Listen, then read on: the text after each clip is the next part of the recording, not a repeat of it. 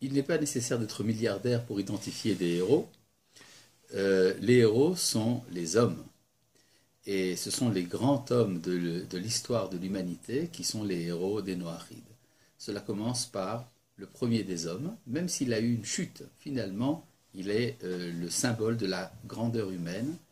Et puis après, Noé, le contracteur de l'Alliance. Et puis après, vous avez les patriarches d'Israël, Abraham, Yitzhak, Jacob. Et les prophètes d'Israël également, à commencer par Moïse.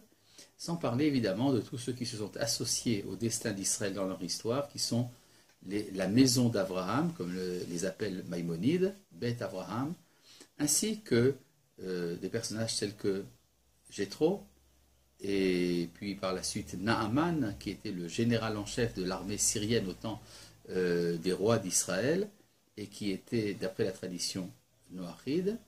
Et puis nous trouvons de temps en temps, par-ci par-là, de grands maîtres, de grandes figures de l'histoire qui ont connu l'Éternel et qui ont connu également la parole de Dieu à travers Israël. Je pense entre autres par exemple au penseur russe du 19e siècle, Soloviev, qui était très profondément philosémite et que le Rav Kook a désigné du terme l'homme pieux des nations parmi nous de nos jours.